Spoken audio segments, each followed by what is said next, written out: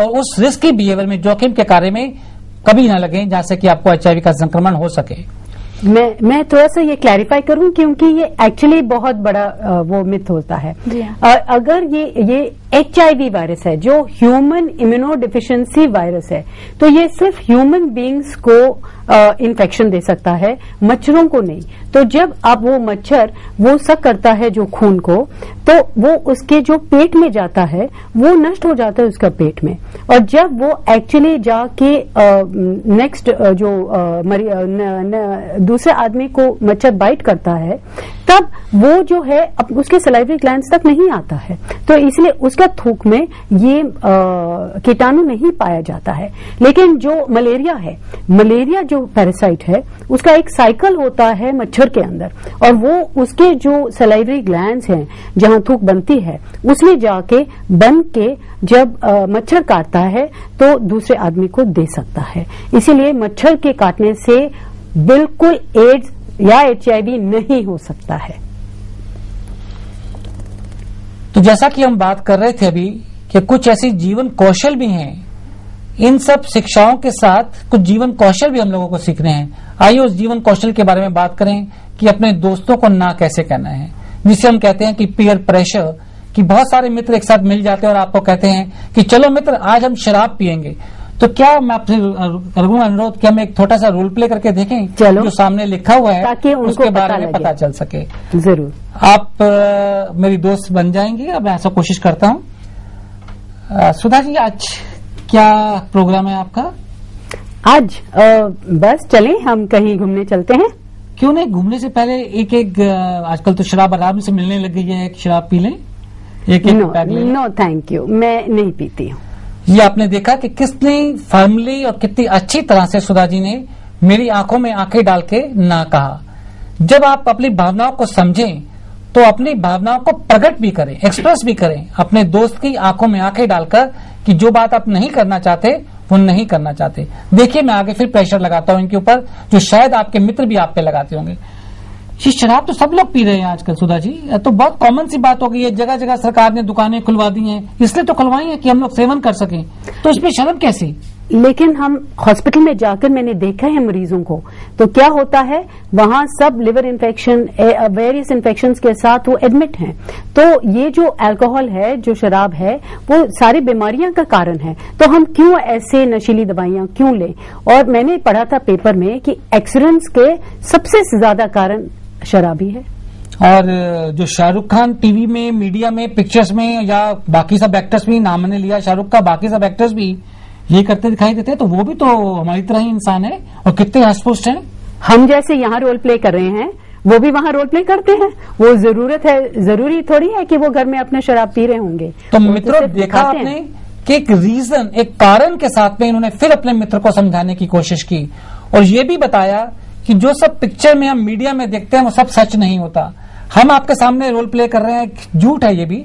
हम लोग कभी नहीं शराब पीते हैं, दोनों के दोनों, कभी हाथ भी नहीं लगाया होगा। और ऐसे ही शायद वो जो हीरोज दिखाते हैं टीवी के ऊपर या मीडिया में, वो भी सेवन ना करते हो, वो सिर्फ दिखा रहे होते हैं। तो जो भी टीवी पे दिखाया जा रहा है उसको सच ना मान लें। मैं फिर उन पे प्रेशर लगाऊंगा। एक और बात दोबारा कहूंगा, देखिए सब लोग कर रहे हैं, और आज तो इतना अच्छा दिन है, मेरा बर्थडे है, मैं आपको सब मुफ्त में लेके जा रहा हूँ, सब कुछ कर रहा हूँ लेके। No no no.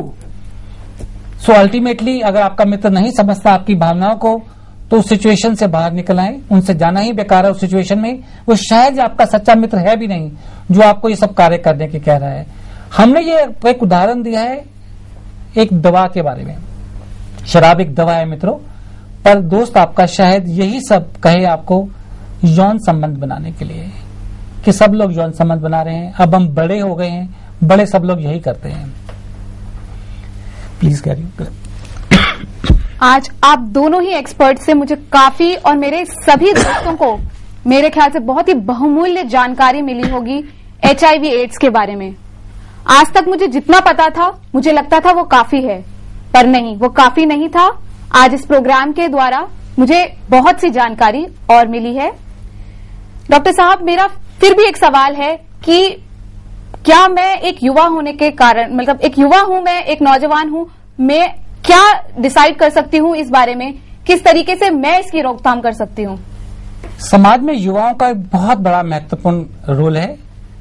आप खुद को तो बचाएंगे इन सभी जो हमने आपको जानकारी दी और जीवन कौशल सिखाए, पर क्या आप बाकी लोगों को बचाना नहीं चाहेंगे, अपने मित्रों को, अपने सगे संबंधियों को? आइए हमारे साथ चलें, इस रेड रिबन क्लब के मेंबर बने, जो नैको के द्वारा सभी स्कूलों में और सभी उन व्यक्तियों के साथ जो शायद स्कूल नहीं जा पाए, विद्यालय नहीं जा पाए, वो भी रेड रिबन क्लब के मेंबर बन सकते हैं।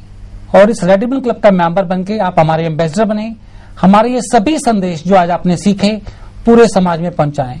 और संदेश ही नहीं, मैं आपको ये भी कहूंगा, खुद भी HIV नेगेटिव रहकर आप ब्लड डोनर भी बने। अगर आप HIV नेगेटिव होंगे तो एक बहुत बड़ा संतोष मिलेगा कि आप किसी एक ऐसे अनजान व्यक्ति के लिए अपना खून देकर उसकी जान बचा सकते हैं। तो क्या आप नहीं चाहेंगे एक ब्लड डोनर बनना, जो बहुत जरूरत है समाज को? इतने एक्सीडेंट होते हैं, आज हम लोग देख रहे हैं कि चारों तरफ कई टेररिस्ट अटैक होते हैं, कई खून की जरूरत पड़ती है। तो हमें चाहिए HIV नेगेटिव ब्लड डोनर्स भी। और युवा वर्ग एक ऐसा वर्ग है जो खून दे सकता है हर एक 3 महीने के बाद में। तो आइए इस संदेश के साथ में मैं अपने मित्र के साथ कहूंगा कि वो भी संदेश दें आपको कि वो कैसे आगे समाज को बढ़ा सकते हैं।